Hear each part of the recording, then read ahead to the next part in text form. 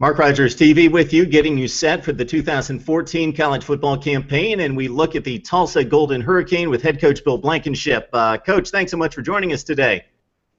Hi, Mark. Glad to be with you, buddy.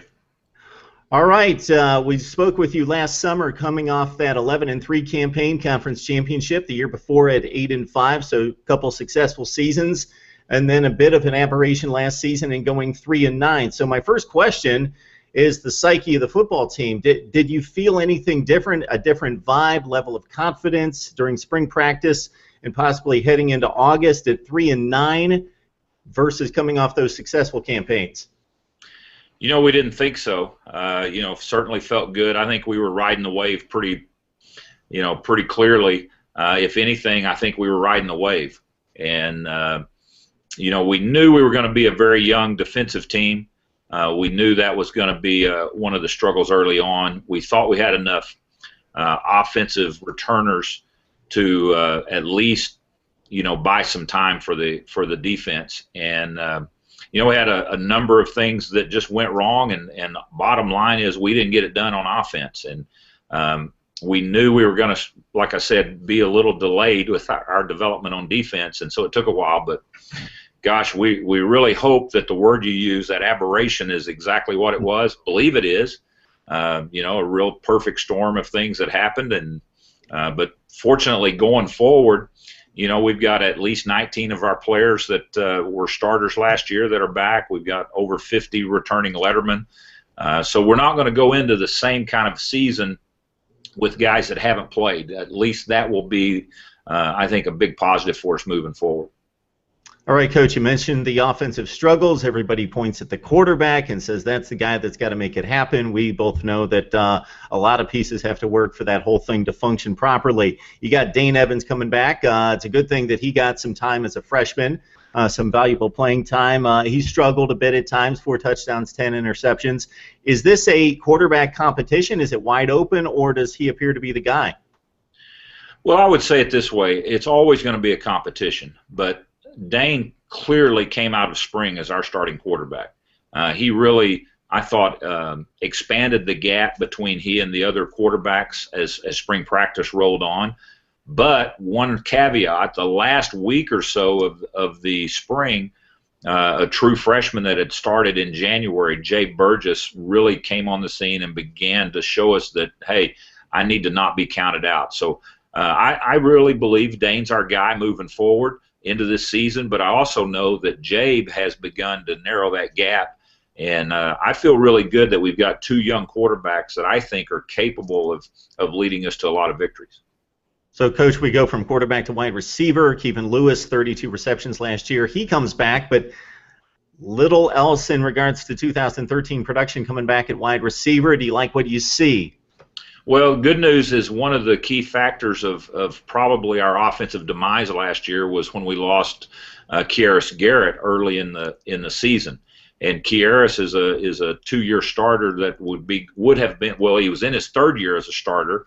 And so we get Kieris back, and at 6'3", he's a pretty good imposing target for us over at the short side wide out position. And so I think if you put Kieris and Kevin together and we get any production from any of our younger players or less experienced players, I feel really good about that group. And so I've got 3 fourth-year players, Connor Floyd, Zach Epps, and Derek Patterson, and all those guys were very productive and very solid through spring. Josh Atkinson had to sit out most of spring, and he was a part-time starter a year ago. He brings some speed to the table, and then we've got 3 or 4 young ones that we brought in, and just if any one of those guys can help to add to the mix, I think we can have a pretty salty group there at wide receiver. Now go back to 2012. You had one of the top rushing attacks in all of college football. Trey Watts still put up some big numbers last season despite some of the offensive struggles, putting points on the board, 1,300 yards, 11 touchdowns. He's gone. If you go down the list, again, production coming back, there's not a whole lot there at running back, so what can you tell us about who we may see this fall? Well, you're exactly right, and I think that's the biggest hit we take on the offensive losses. Trey and Jatarian Douglas had combined, for about 4,000 yards in the last few years. So we know we've got to rebuild that. Zach Langer was the best returner we had coming back. He missed spring practice with a shoulder surgery, but that allowed a new signee, Tavarian Dickerson, and then James Flanders to take most of the reps. James had a fabulous spring, 15 practices where he just excelled, really showed us that he has the ability to be the go-to guy. And Tavarian broke a collarbone after about practice 7 or 8, and so we didn't get the whole spring from him, but we saw enough to believe that he's going to be really a guy that's going to generate a lot of buzz for us in our offense. So I think we've got 2 or 3 guys there that can shoulder the load. We don't have a Trey Watts, but we've got, I think, maybe running back by committee that can do have the same kind of production that he had.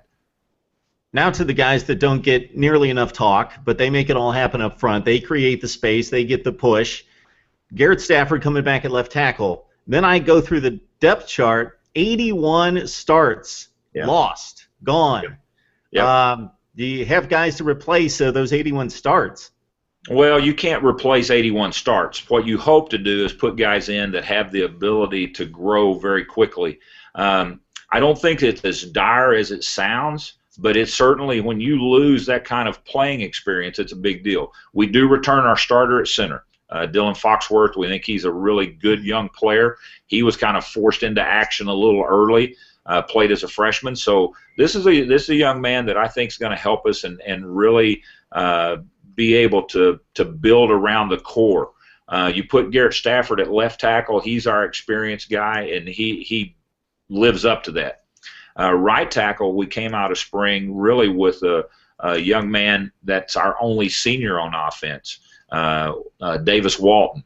And Davis had a really solid spring, but we also have some other, we think, very talented guys. They just don't have a lot of playing experience. I think you'll see Blake Belcher at one of those tackles.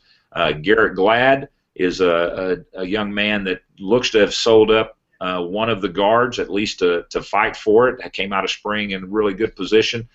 Chris Wallace at the other. Rob Boyd, Billy Law, LaFortune. I think we've got 8 guys that we can build our offensive line around that we know about. And, we're not going to be sitting there with all the experience that we had a year ago, but we may be a little better physically. Okay, let's flip to defense. And you don't often see this because in dealing with college football, you're used to personnel change every year. Okay, you got one unit that's coming back, but these 2 other units, wow, bunch of kids all over the place. But on defense, and we're not going to discount the loss of Sean Jackson because he was a terror in the backfield for the opponent, 17.5 tackles for loss and 100 tackles total. But besides that, wow, all 3 units, defensive secondary, linebackers, and up front in the front 4, wow, a lot of guys coming back, a lot of production coming back.